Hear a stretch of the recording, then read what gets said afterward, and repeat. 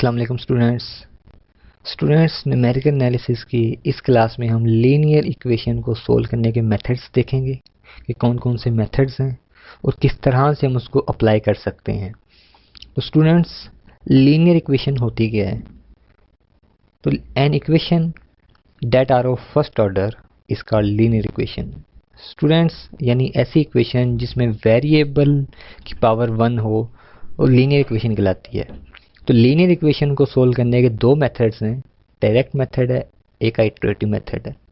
तो direct method में से आज हम स्टडी करेंगे मैट्रिक्स इन्वर्जन मेथड या मैट्रिक्स इन्वर्स मेथड। तो स्टूडेंट्स, इसके अलावा हमारे पास कौन कौन से डायरेक्ट मेथड्स हैं? गॉस एलिमिनेशन मेथड है, गॉस जॉर्डन मेथड है, चुलस्की ट्रायंगुलराइजेशन मेथड है, क्राउट्स मेथड है, Thomas algorithm for try diagonal matrix है।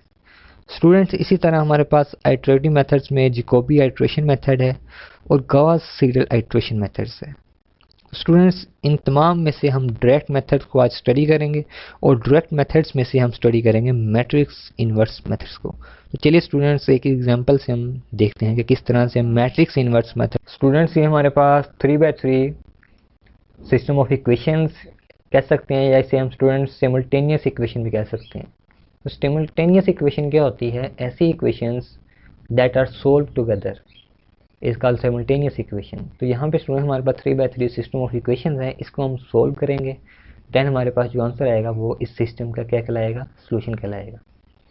तो स्टूडेंट्स, इसको सोल्व करने के लिए फर्स्ट ऑफ ऑल आपने क्या करना है, इसको मैट्रिक्स फॉर्म में लिख लेना है। मैट्रिक्स फॉर्म में लिखने के लिए आपने क्या करना है, आपने कोफिशिएंट्स लिखने हैं, यानी x के कोफिशिएंट्स, y के कोफिशिएंट्स और z के कोफिशिएंट्स। अब x का कोफिशिएंट यहाँ पे क्या है? 2 है, यहाँ पे 1 है, सेकंड इक्वेशन में, थर्ड इक्वेशन में 3 है। सेकंड वेरिएबल जो हमारे पास है y का कोफिशिएंट क्या है? 3, y का क्या है? -2 और y का क्या है? -1। इसी तरह स्टूडेंट्स, z का कोफिशिएंट हमारे पास 3 है, z का सेकंड इक्वेशन में 1 है और थर्ड इक्वेशन में -1 है। और जो वेरिएबल्स यहाँ पे यूज़ किए गए हैं वो है x, y, z। तीन इक्वेशन में x, y, z है, तो उसको आपने एक वेक्टर बना लेना है, x, y, z is equal to. अब जो यहाँ पे नंबर्स हमारे पास राइट हैंड साइड पे दिए गए हैं, इसको आपने यहाँ पे लिख लेना है 5 - 4 और 5। स्टूडेंट्स, इसको अब हम नाम दे देते हैं, इस मैट्रिक्स को हम a का नाम दे देते हैं, इस मैट्रिक्स को हम x का नाम दे देते हैं, जो कि अननोन्स हैं। स्टूडेंट्स, आपने एक बात ध्यान में रखनी है कि ये जो मैट्रिक्स है x, y, z, ये आपने फाइंड करना है असल में, और इसको हम नाम दे देते हैं b का। तो यहाँ पे जो हमारे पास सिस्टम बना है, सिस्टम ऑफ इक्वेशंस के लिए ax is equal to b। अब स्टूडेंट्स, इसमें से हमने फाइंड क्या चीज़ करनी है, ये बात आपने जहन में रखनी है। हमने फाइंड इसमें x वेक्टर फाइंड करना है। इस वेक्टर के अंदर हमारे पास 3 वेरिएबल्स हैं, x, y और z। तो x को एलिमिनेट करने के लिए लेफ्ट हैंड साइड पे सिर्फ x बचे, इसको करने के लिए हमें स्टूडेंट्स क्या करना है, आपने a इन्वर्स से दोनों साइड पर मल्टीप्लाई कर देना है। लेफ्ट साइड पे भी a इन्वर्स से मल्टीप्लाई किया और राइट साइड पे भी a इन्वर्स से मल्टीप्लाई किया। अब स्टूडेंट्स, आप ये देखें कि ये a इन्वर्स और a, ये दोनों आपस में कंबाइन होंगे तो यहाँ पे आइडेंटिटी आएगी। ये x बचा, यहाँ पे a इन्वर्स b। अब स्टूडेंट्स, ये हमारे पास आ गया एक सिस्टम लीनियर इक्वेशन के लिए। तो इसको स्टूडेंट्स हमने फाइंड करना है। इसको फाइंड करने के लिए स्टूडेंट्स हमने क्या करना है, फर्स्ट ऑफ ऑल इसमें हमें दो चीज़ें चाहिए। एक तो हमें स्टूडेंट्स चाहिए a इन्वर्स, दूसरा हमें चाहिए b हमें चूंकि गिवन है, तो फाइंड हमें सबसे पहले a इन्वर्स करना पड़ेगा। तो a इन्वर्स फाइंड करने के लिए स्टूडेंट्स आपने क्या करना है, आपने फार्मूला यूज़ करना है, a inverse is equal to adjoint of a over a का डिटर्मिनेंट। तो स्टूडेंट, किसी भी मैट्रिक्स का इन्वर्स तब एग्जिस्ट करता है जब उसका determinant does not equal to 0 हो, यानी नॉन सिंगुलर मैट्रिक्स होना चाहिए। अगर तो किसी मैट्रिक्स का डिटर्मिनेंट इज इक्वल टू 0 आ जाता है, मींस सिंगुलर है वो, तो उसका जो है इन्वर्स एग्जिस्ट नहीं करता, इन्वर्स नॉट एग्जिस्ट। इसमें इन्वर्स एग्जिस्ट करता है नॉन सिंगुलर मैट्रिक्स के लिए। तो सबसे पहले आपने चेक क्या करना है कि मैट्रिक्स आपका नॉन सिंगुलर है या सिंगुलर है। तो उसको फाइंड करने के लिए आपने ए का क्या फाइंड करना है, ए का आपने डिटर्मिनेंट फाइंड करना है। तो ए का डिटर्मिनेंट फाइंड करने के लिए आपने यहाँ पे ए के एलिमेंट्स लिख लेने हैं जो कि ऊपर गिवन है हमें। आपने ये सारा मैट्रिक्स जो आपके पास है इसके आपने तमाम के एलिमेंट्स नीचे कॉपी कर लेने हैं। तो इसको हम नीचे लिखते हैं 2 3 3 1 -2 1 -2 -1 और 3। स्टूडेंट्स ये ए के आगे आपके पास एलिमेंट्स, इसका आपने फाइंड करना है डिटर्मिनेंट। डिटर्मिनेंट फाइंड करने के लिए आपने एक्सपेंड करना है, इसको हम रो 1 के लिए एक्सपेंड कर रहे हैं इसको। फर्स्ट ऑफ ऑल आपने पहला एलिमेंट लेना है, इसके नीचे वाले एलिमेंट्स आपने स्किप कर देने हैं और इस एलिमेंट के सामने वाले आपने स्किप कर देने हैं। तो पीछे क्या चीज़ बचेगी, ये आपके पास 4 एलिमेंट्स बचेंगे, इसको आपने नीचे लिख लेना है। ये 2 आपका सामने आ गया और ये इसके नीचे वाले भी, सामने वाले भी के पीछे ये 2 बच गए, -2 1 -2 -1। इसी तरह स्टूडेंट्स ये आपके पास 3 आ जाएगा। स्टूडेंट्स एक बात आपने ध्यान में रखनी है कि फर्स्ट एलिमेंट के साथ प्लस आता है, सेकंड एलिमेंट के साथ माइनस आता है और अगले वाले के साथ प्लस आएगा। ये इसमें रूल है डिटर्मिनेंट ओपन करने का।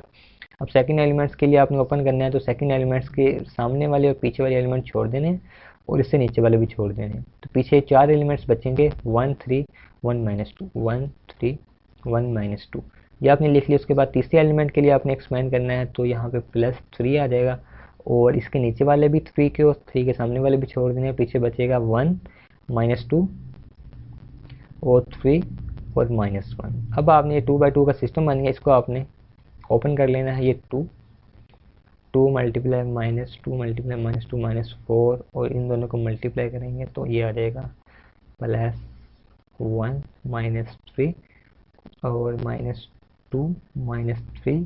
स्टूडेंट्स एक बात आपने ध्यान में रखनी है, इन दोनों को जब आप मल्टीप्लाई करते हैं तो इसके बीच में फार्मूले का माइनस आता है, तो ये फार्मूले का माइनस है। तो ये +3 -1 और +3 2 6। तो स्टूडेंट्स ये क्या बनेगा, यहाँ पे आपके पास -4 + 1 तो ये आ जाएगा -3। स्टूडेंट्स ये है -2 और ये है -2, ये मिस्टेक हुई है हमसे, ये माइनस और माइनस प्लस हो जाएंगे तो यहाँ पे आ जाएगा 2, ये 4 1 5। स्टूडेंट्स इसी तरह से आपने क्या करना है, -3 और -2 -3 -5 +3 और -1 और +6, ये आपके पास +5 आ जाएगा। इस सब को आपने प्लस कर लेना है। 5 to the 10 माइनस माइनस +15 +5 3 15, ये आपके पास आ गया है 45। ये डज नॉट इक्वल टू 0 है, यानी नॉन सिंगुलर है, नॉन सिंगुलर, इसका मतलब इनवर्स इसका एग्जिस्ट करता है। तो स्टूडेंट्स ये हमें पता लग गया है। अब इनवर्स फाइंड करने के लिए आपने देखा था ऊपर कि हमें 2 चीज़ें चाहिए थी, एक हमें डिटर्मिनेंट चाहिए था और दूसरा हमें एडजॉइंट चाहिए था। डिटर्मिनेंट हमने फाइंड कर लिया है, अब हमने फाइंड क्या करना है, इसमें हमने एडजॉइंट फाइंड करना है। तो स्टूडेंट्स एडजॉइंट फाइंड करना 3/3 सिस्टम का, उसका फार्मूला आपने नोट कर लेना है कि adjoint of A is equal to है A11 A12 A13 A21 A22 A223 A31 A32 A33। Students इसका आपने लेना है ट्रांसफॉर्म। तो स्टूडेंट्स यहाँ पे आपके पास A11 क्या चीज़ है, A11 यहाँ पे है, इसको मैं इधर लिख रहा हूँ, A11 है कोफैक्टर्स। कोफैक्टर्स आपने फाइंड करने हैं और यहाँ पे उसकी वैल्यूज़ आपने पुट कर देंगे, उसके बाद आपने उसका ट्रांसफॉर्म ले लेना है। तो स्टूडेंट्स यहाँ पे हम फाइंड करते हैं A11। A11 किस तरह से आपने फाइंड करना है, A11 फाइंड करने का फार्मूला ये है -1, ये सब में आएगा। उसके बाद यहाँ पे आप देखें, यहाँ पे आपके पास है 1 और 1, 2 एलिमेंट्स है, 1 1 है, आपने उन दोनों को सम कर लेना है। उसके बाद अब आपने ओरिजिनल मैट्रिक्स जो आपके पास A है उसको यहाँ पे आपने नोट कर लेना है। First of all A matrix आपके पास है 2 3। स्टूडेंट्स आपने A यहाँ पे लिख लिया है। अब आपने क्या करना है, आपने फर्स्ट रो और फर्स्ट कॉलम को छोड़ देना है। यहाँ पे 1 1 है, फर्स्ट रो और फर्स्ट कॉलम आपने यहाँ से स्किप कर देना है। तो फर्स्ट रो आपकी स्किप हो जाएगी और फर्स्ट कॉलम आपका स्किप हो जाएगा। पीछे स्टूडेंट्स आपका क्या बचेगा, पीछे आपका बचेगा -2 1 -1 और -2। इसको आपने नोट कर लेना है यहाँ पे, -2 1 -1 और -2। अब स्टूडेंट्स आपने इसको ओपन करना है, -1⁻², इसको आपने एक्सपेंड करना है, इन दोनों को मल्टीप्लाई करेंगे, माइनस माइनस +4 और 1 1 1 को -1 से मल्टीप्लाई करेंगे, -1 आएगा और बीच में फार्मूले वाला माइनस। स्टूडेंट्स ये आपके पास आ जाएगा। उसके बाद आपने -1⁻² आ जाएगा आपके पास, +1 और 4, ये माइनस माइनस +1 आ जाएगा स्टूडेंट्स, तो ये आपके पास आ जाएगा 5। तो A11 जो आपने कोफैक्टर फाइंड किया है वो आपके पास ये आ गया। इसी तरह स्टूडेंट्स आपने सारे कोफैक्टर्स फाइंड कर लेने हैं। यहाँ पे मैं एक और फाइंड करना आपको सिखाऊंगा, उसके बाद बाकी जो हैं वो हम डायरेक्ट यहाँ पे नोट करेंगे। तो स्टूडेंट्स यहाँ पे आपने फाइंड कर लेना है। अब हम फाइंड करने जा रहे हैं 822 के लिए। अब हम A12 के लिए फाइंड कर लेते हैं। A12 के लिए फाइंड करने के लिए -1 सेम। अब यहाँ पे 1 और 2 है स्टूडेंट्स, तो यहाँ पे 1 + 2 आपने करना है और इसके साथ आपने स्टूडेंट्स क्या करना है, अब ओरिजिनल मैट्रिक्स जो आपके पास A है इसमें से आपने क्या चीज़ स्किप करनी है, पहली रो ये वाली और सेकंड कॉलम आपने स्किप करना है। यानी पहली रो स्किप करनी है आपने ये वाली और सेकंड कॉलम आपने स्किप करना है। पीछे आपके दो एलिमेंट्स, एक ये दो एलिमेंट्स यहाँ से, दो एलिमेंट्स यहाँ से बचेंगे, उसको आपने नोट डाउन कर लेना है। तो स्टूडेंट्स आपका क्या बचेगा, यहाँ पे आपके पास 1 है, तो ये 1 3 1 -2 आ गया। तो स्टूडेंट्स इसको आपने ओपन कर लेना है, -1⁻³ जो कि -1 के बराबर है। उसके बाद 1 × -2 आ जाएगा और -3 आ जाएगा। स्टूडेंट्स ये आपके पास आ जाएगा -5 और ये आ जाएगा +5। तो ये आपके पास A12 आ गया। स्टूडेंट्स इसी तरह आपने सारे फाइंड कर लेने हैं। अगर आपका कोई इश्यू हो फाइंड करने में तो आपने नीचे कमेंट बॉक्स में बता देना है। तो students A13 is equal to है 5 के। इसी तरह A21 is equal to 3, A22 is equal to -5, A23 is equal to 11, A31 is equal to 9, A32 is equal to 1, A33 is equal to -7 के। स्टूडेंट्स आपने ये तमाम वैल्यूज जो हैं आपने इस मैट्रिक्स में पुट कर देनी है। उसके बाद आपने उसका क्या करना है, ट्रांसपोज ले लेना है। तो ट्रांसपोज आपने लेना है, उससे पहले आपने adjoint of A is equal to, यहाँ पे आपने तमाम वैल्यूज पुट करनी है। तो A11 की वैल्यू आपके पास क्या आती है 5, A12 की 5, A13 की 5, A21 3, A22 -5 11, उसके बाद 9 1 -7। इसका आपने क्या करना है, ट्रांसपोज लेना है। तो ट्रांसपोज आपका किस तरह से आएगा स्टूडेंट्स, यहाँ पे ट्रांसपोज लेने के लिए आपने क्या करना है, आपने पहली रो को पहला कॉलम बना देना है, सेकंड रो को भी सेकंड कॉलम और इसी तरह थर्ड रो को भी थर्ड कॉलम आपने बना देना है। ये आपका आ गया एडजॉइंट ऑफ ए। स्टूडेंट्स अब आपने क्या करना है, अब आपके पास एडजॉइंट भी आ गया है। फार्मूला आपको याद है कि आपने ए इन्वर्स फाइंड करना था, तो आपने एडजॉइंट फाइंड कर लिया है और ए डिटर्मिनेंट भी फाइंड कर लिया है। तो आपने इसमें पुट करना है, आपका ए इन्वर्स आ जाएगा। तो ए इन्वर्स आपने फाइंड करने के लिए क्या करना है, अब A inverse is equal to है एडजॉइंट ऑफ ए ओवर ए का डिटर्मिनेंट। तो स्टूडेंट्स आपके पास एडजॉइंट ऑफ ए क्या आया था, आपके पास आया था 5 3 9 1 -7 11 5 5 5, यहाँ पे माइनस आएगा और इसी के साथ नीचे ए का डिटर्मिनेंट आपके पास आया था 40। स्टूडेंट्स ए का डिटर्मिनेंट हमने फाइंड किया था 40 आया था हमारे पास। तो ए इन्वर्स हमने ये फाइंड कर लिया है, हमारे पास आ चुका है ए इन्वर्स। अब आपने इक्वेशन नंबर 1 आपने याद रखनी है। इक्वेशन नंबर 1 जिसको हमने नाम दिया था, ये इक्वेशन थी इक्वेशन नंबर 1। अब आपने फाइंड करनी थी असल में ये इक्वेशन x आपने फाइंड करना था। ए इन्वर्स आप फाइंड कर चुके हैं, ए इन्वर्स को b से मल्टीप्लाई करेंगे तो x के बराबर हो जाएगा। तो ए इनवर्स आपने यहाँ पे फाइंड किया है, तो स्टूडेंट्स आपने x is equal to A inverse b के बराबर है। स्टूडेंट आपने यहाँ पे ए इनवर्स की वैल्यू को b से मल्टीप्लाई करना है, तो 5 3 9 5 -5 1 -7 11 5। स्टूडेंट्स ये आपके पास आ गया adjoint of A divided by, इसको 40 से करना है, ये इनवर्स आ गया, इसको b से आपने मल्टीप्लाई करना है। स्टूडेंट्स आपने ऊपर जाकर देखना है कि b आपके पास क्या था। स्टूडेंट्स b हमारे पास है 5 -4 और 3, 5 -4 और 3, इन दोनों को आपने आपस में मल्टीप्लाई करवाना है, देन हमारे पास आ जाएगा आंसर। तो इन दोनों का आपने मल्टीप्लाई करवाना है, पहली रो को इस कॉलम के साथ मल्टीप्लाई करना है, पहला एलिमेंट पहले के साथ मल्टीप्लाई हो जाएगा 25, सेकंड एलिमेंट सेकंड के साथ -12, थर्ड एलिमेंट थर्ड के साथ +27। स्टूडेंट इसी तरह आपने सेकंड रो को भी कॉलम के साथ मल्टीप्लाई करना है, 25 + 52 + 3 आ जाएगा। स्टूडेंट्स इसी तरह थर्ड रो को आपने मल्टीप्लाई करना है इसी कॉलम के साथ, 25 -44 -21 और डिवाइडेड बाय 40। तो स्टूडेंट्स इनको आपने प्लस कर लेना है और इसका आंसर आपके पास आ जाएगा 40। इसको प्लस करना है, सेकंड रो का आपने प्लस करना है 80, थर्ड रो का आपने प्लस माइनस करना है -40 divided by 40।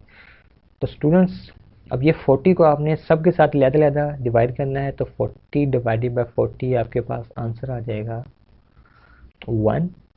80 divided by 42, 40 divided by 40 आपके पास आ जाएगा -1। और ये चीज़ आपकी इक्वल किसके थी, x के इक्वल थी, ये बात आपने याद रखनी है। x is equal to 1 2 -1। अब x आपका इज इक्वल टू किसके था, x y और z के था। स्टूडेंट्स यहाँ पे आपके पास 1 2 -1 आंसर आ चुका है। अब ये दोनों मैट्रिक्स आपस में इक्वल हैं। तो इक्वल मैट्रिक्स की डेफिनेशन क्या थी कि जो उसका फर्स्ट एलिमेंट है वो आपस में इक्वल होता है, सेकंड के इक्वल होता है, थर्ड एलिमेंट थर्ड के इक्वल होता है। तो यहाँ से आपके पास x 1, y आपके पास 2 और z आपके पास -1 आ जाएगा। तो स्टूडेंट्स ये जो आपके पास आया है आंसर, ये आपका क्या है, सॉल्यूशन है सिस्टम ऑफ इक्वेशन के लिए। तो इस सिस्टम को आपने सोल्व किया है तो आपके पास ये आंसर आ गया है। अब इसको हम ग्राफिकली चेक करेंगे।